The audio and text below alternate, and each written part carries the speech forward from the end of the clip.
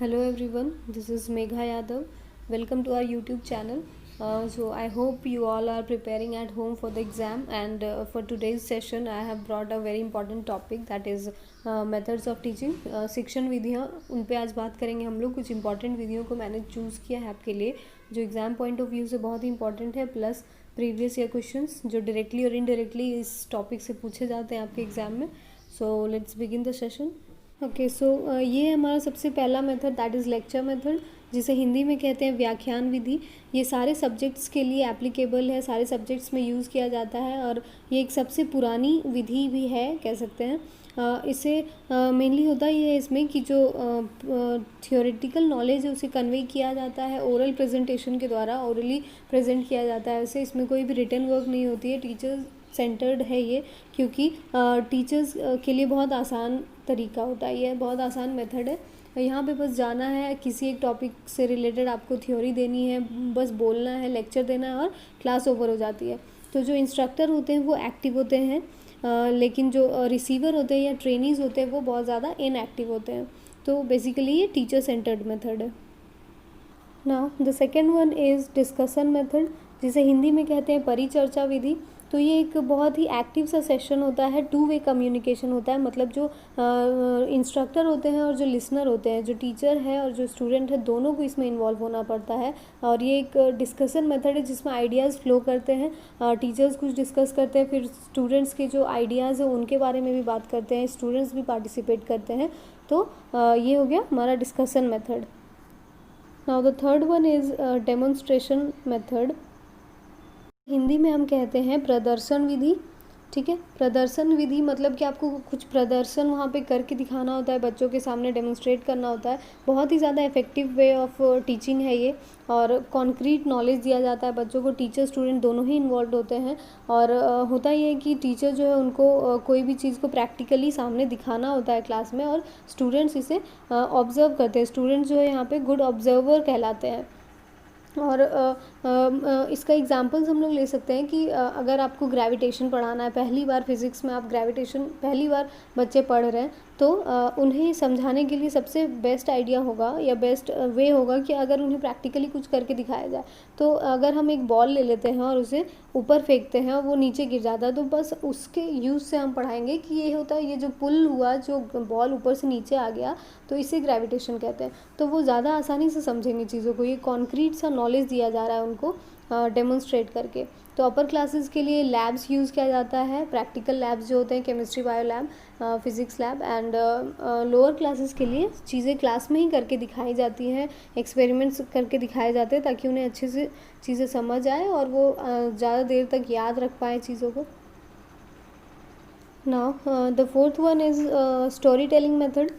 इसमें होता ये है कि टीचर्स अगेन बहुत ज़्यादा एक्टिव होते हैं, और जो स्टूडेंट्स होते हैं वो मेयर ऑब्जर्वर होते हैं, वो लिसनर होते हैं इस मेथड के दौरान.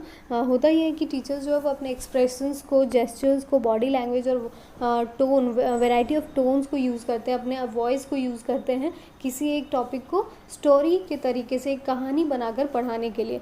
तो इसे इफ़ेक्टिव बनाने के लिए, इसे बच्चों को यकीन दिलवाने के लिए ये सारी चीज़ें यूज़ की जाती है एक टीचर के द्वारा.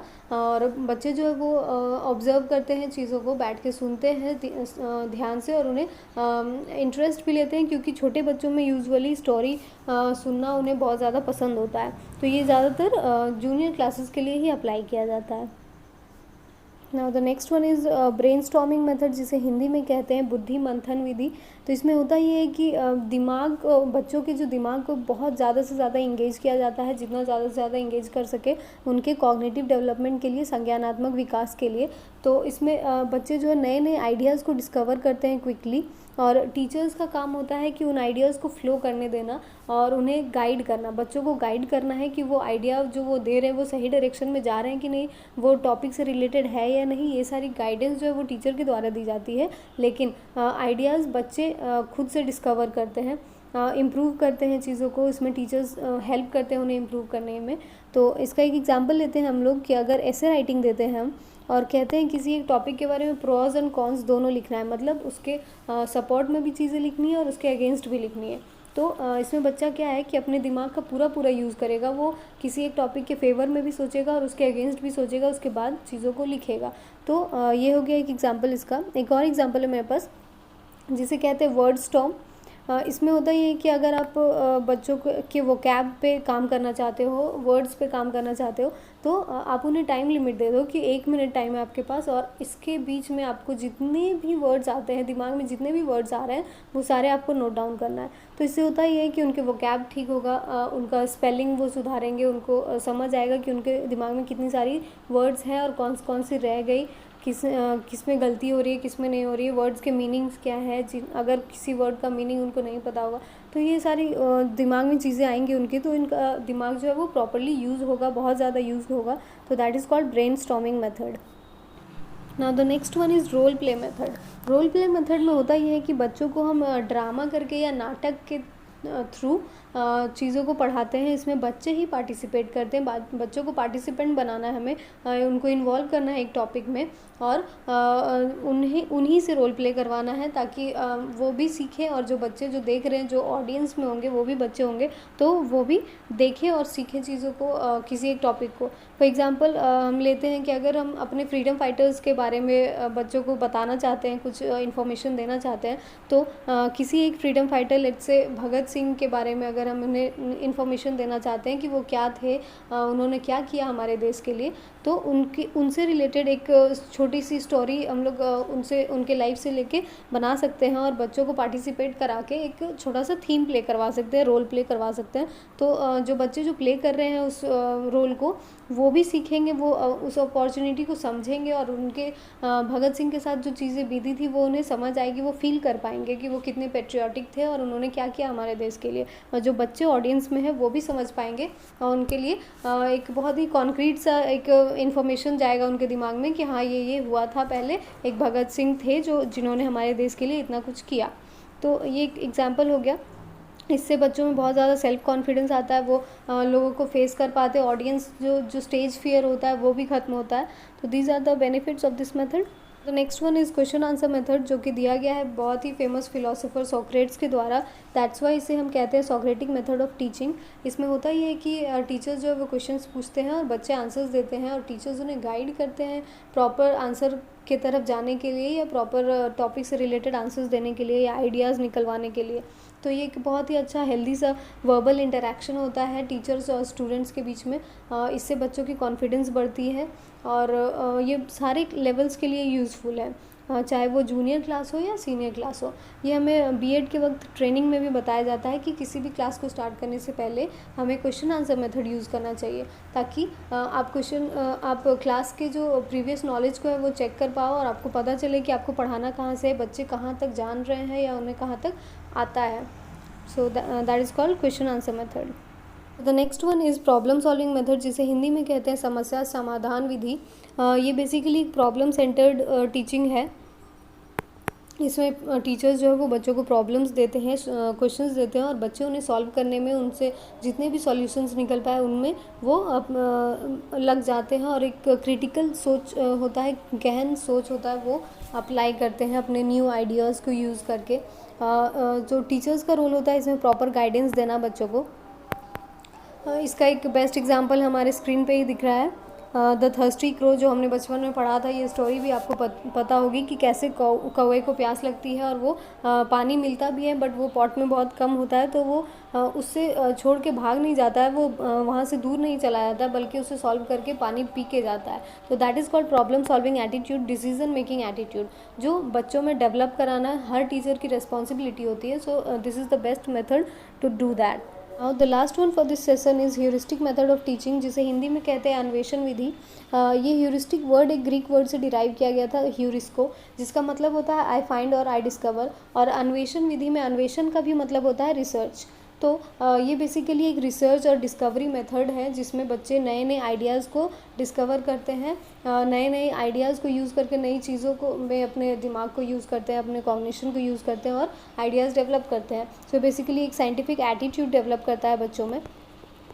ओपन माइंडेड फ्लो होता है आइडियाज़ का। टीचर्स का रोल होता है इसमें बच्चों को प्रॉपरली गाइड करना, किसी भी एक टॉपिक से रिलेटेड अगर वो वर्क कर रहे हैं तो उन्हें एक प्रॉपर गाइडेंस मिलना चाहिए टीचर्स के द्वारा। तो ये थी कुछ इंपॉर्टेंट टीचिंग मेथड्स जो कि एग्ज़ाम पॉइंट ऑफ व्यू से बहुत इंपॉर्टेंट है। अब देखते हैं कुछ प्रीवियस ईयर क्वेश्चंस कैसे क्वेश्चंस डायरेक्टली और इनडायरेक्टली पूछे जाते हैं सीटेट के एग्ज़ाम में। So let's see. So the first question, Ravi repairs appliances by testing hypothesis about the cause of malfunction based on his experiences with the symptoms he uses। तो रवि एक लड़का है जो कि अपने अनुभवों के आधार पे एक किसी खराबी को मतलब टेस्ट करता है, पकड़ता है उसमें क्या खराबी है और उसके सिम्टम्स के हेल्प से, और वो किस चीज़ का यूज़ कर रहा है या कौन सा विधि यूज़ कर रहा है वो। तो ऑप्शन है इनसाइट यानी कि अंतर्दृष्टि का, एल्गोरिदम्स कलन विधि का, मेंटल सेट मानसिक दृढ़ता, या ह्यूरिस्टिक जिसे हम कहते हैं अन्वेषण विधि या अनुमानी विधि। तो ऑप्शन से हमें पता चलता है कि ये ह्यूरिस्टिक्स यूज़ कर रहा है, मतलब कि अपने प्रीवियस नॉलेज या एक्सपीरियंस को यूज़ करके एक नॉलेज को अप्लाई कर रहा है वो कहीं पे, तो उसे कहते हैं ह्यूरिस्टिक मेथड, जो हमने देखा था अभी कि डिस्कवर कर रहा है चीज़ों को अपने प्रीवियस नॉलेज को यूज़ करके। Next question, remedial teaching is helpful for, remedial teaching यानी कि उपचारात्मक शिक्षण, ये किसके लिए कैसे हेल्पफुल होता है, किस चीज़ के लिए। तो ऑप्शन है हमारे टीचिंग द होल क्लास मतलब पूरी कक्षा को पढ़ाना, रिकैपिचुलेटिंग द लेसन मतलब लेसन का रिवीजन कराना, किसी पाठ का पुनरावृत्ति, teaching in play way method खेल मार्ग विधि से पढ़ाना, removing learning difficulties of weak students, weak student जो कमज़ोर बच्चे होते हैं उनमें जो सीखने की कठिनाइयाँ होती हैं, सीखने में जो कठिनाइयाँ आती हैं उन्हें हटाना। तो रेमेडियल, रेमेडी वर्ड से आता है, रेमेडी का मतलब ही होता है उपचार करना। तो बच्चों को जो कठिनाइयाँ आ रही है उन्हें हम ठीक करने में जो उपचार या हेल्प करते हैं उसे कहते हैं remedial teaching. The third one is to be an effective teacher it is important to, effective teacher बनने के लिए क्या ज़रूरी है, emphasise dictating answers from the book, कुछ आंसर्स को बुक से डिक्टेट करवा देना बच्चों पे, उस पर ज़्यादा ध्यान देना। Second one, focus on individual learning rather than group activity, individual learning पे ज़्यादा ध्यान देना, बच्चों को इंडिविजुअली पढ़ाना या ग्रुप एक्टिविटी को इग्नोर करना। Avoid disruption cause due to questioning by the students, जो बच्चे क्वेश्चन करते हैं क्लास में बहुत ज़्यादा तो उससे जो डिस्टर्बेंस होती है पढ़ाने में उसे अवॉइड करना। To be in touch with each and every child, हर एक बच्चे के टच में रहना, उनके प्रॉब्लम्स को समझना, उन्हें सॉल्व करने में हेल्प करना या उन्हें अच्छे तरीके से पढ़ाना। तो ऑप्शन से ही पता चल रहा है कि इन तीनों में थोड़ी सी नेगेटिविटी दिख रही थी और ये बहुत ही ज़्यादा पॉजिटिव था कि सारे बच्चों के टच में रहना एक टीचर की रिस्पॉन्सिबिलिटी होती है। So the fourth one is correct one. Next question is which of the following is the most effective method to encourage conceptual development in students, conceptual development को encourage करने के लिए सबसे अच्छा इनमें से कौन सा मेथड है। तो ऑप्शंस है new concepts need to be understood on their own without any reference to the old ones, नए कॉन्सेप्ट्स को सीखने के लिए पुराने कॉन्सेप्ट्स की ज़रूरत नहीं पड़ती है। तो ये तो गलत हो गया हमारा, क्योंकि बहुत बार ऐसा होता है कि पुराने कॉन्सेप्ट्स को यूज़ करके हम लोग नए कॉन्सेप्ट्स को सीखते हैं। The second option is replace the students incorrect ideas with correct ones by asking them to memorise, बच्चे जो आइडियाज़ देते हैं किसी टॉपिक से रिलेटेड तो वो अगर वो गलत हुए तो उन्हें हटा देना है या उन्हें बता देना है कि ये गलत है, सही आंसर बता के उन्हें मेमोराइज करने के लिए बोलना है, रटने के लिए बोलना है। तो ये रोड लर्निंग को प्रमोट करा तो ये भी हमारा नहीं होगा। Third one, give students multiple examples and encourage them to use reasoning, बहुत सारे एग्जाम्पल्स देके उन्हें रीजनिंग यूज़ करने के लिए कहा जा सकता है। ब्रेन स्टॉर्मिंग मेथड में ये हमने देखा था कि ब्रेन को कैसे इंगेज करना है, बुद्धि मंथन विधि, तो ये हो सकता है। लास्ट ऑप्शन है use punishment till students have made the required conceptual changes, punishment use करने के लिए तो ये भी प्रोहिबिटेड है। सो हमारा करेक्ट ऑप्शन हो जाएगा थर्ड वन। तो क्वेश्चंस कैसे इनडायरेक्टली आते हैं वो बताया गया है इसमें। So the next one is, in a progressive classroom setup, the teacher facilitates learning by providing an environment. Teacher जो है वो लर्निंग पढ़ा रहा है एक इन्वायरमेंट बना के, वहाँ पे एक इन्वायरमेंट क्रिएट करके। तो उसमें क्या हो रहा है, ऑप्शन है हमारे प्रमोट्स डिस्कवरी, डिस्कवरी को प्रमोट कर रहा है, न्यू आइडियाज़ आ रहे हैं वहाँ पे, बच्चे ओपन माइंडेडली सोच रहे हैं। इज़ रेस्ट्रिक्टिव, रेस्ट्रिक्टिव हो जाता है वो बहुत। डिस्करेजेस इंक्लूजन, इंक्लूजन मतलब होता है समावेशन, मतलब ग्रुपिंग करना, तो बच्चा जो है वो इंक्लूडेड नहीं समझेगा या ग्रुप में वो अपने आप को इंक्लूडेड फील नहीं करता है, डिस्करेज करता है ये idea, environment creating idea. Encourages repetition, मतलब बार बार एक ही चीज़ को रिपीटेडली कराना, ये इस चीज़ को वो एनकरेज करता है, बढ़ावा देता है। तो ऑप्शन से हमें लगता है कि ये तीनों जो ऑप्शन है वो गलत है। तो प्रोमोट्स डिस्कवरी, मतलब कि इन्वायरमेंट क्रिएट किया जाता है जिससे बच्चे बहुत ज़्यादा डिस्कवर कर पाते हैं चीज़ों को, सोचते हैं ओपन माइंडेडली, उन्हें अच्छे से समझ आता है कि इस टॉपिक से रिलेटेड क्या बातें हो रही है और ये कैसे कैसे और ज़्यादा आइडियाज़ इसमें इम्प्लीमेंट किया जा सकता है। Next question is which one of the following questions, ये जो इनमें से क्वेश्चंस दिए हुए ऑप्शन में, इनमें से कौन सा क्रिटिकल थिंकिंग को अप्रोच को अप्लाई करने में बच्चों को हेल्प करता है या इनवाइट करता है। क्रिटिकल थिंकिंग यानी गहन सोच करने में किसी एक टॉपिक से रिलेटेड। तो क्वेश्चन है हमारे पास जो ऑप्शन है, do you know the answer to this, what is the right answer. Okay, the third one is can you think of the similar situation, similar situation को सोचने के लिए बोला जाए। या फोर्थ ऑप्शन है हमारा what are the different ways in which we can solve this. तो हमने क्रिटिकल थिंकिंग के बारे में पढ़ा था कि वो प्रॉब्लम सॉल्विंग मेथड में किया जाता है, तो यहाँ पे भी बात हो रही है सॉल्व करने की। So the fourth one is correct one. तो ये मैथ्स पेडागोजी का क्वेश्चन है जो मैंने सेलेक्ट किया आपके लिए। So the question is to teach the Pythagoras theorem a teacher has distributed a sheet on which 4 right angled triangles were drawn. Pythagoras theorem को पढ़ाने के लिए एक टीचर ने एक शीट को डिस्ट्रीब्यूट कर दिया है बच्चों में, जिसमें 4 राइट एंगल ट्राइंगल्स बने हुए हैं। और फिर वो टीचर पूछता है ask the child to find the relationship between the sides of the triangle of a triangle. तो अब वो शीट्स को डिस्ट्रीब्यूट करने के बाद टीचर बच्चों से पूछता है या बोलता है कि रिलेशनशिप ढूंढो इन ट्राइंगल्स के साइड्स के बीच में।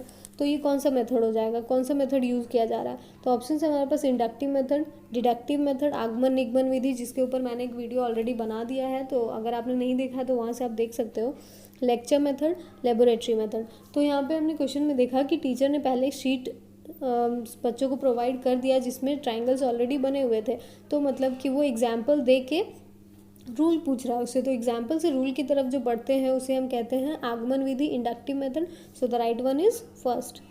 So that's it, and don't forget to like and share the video. Thank you so much.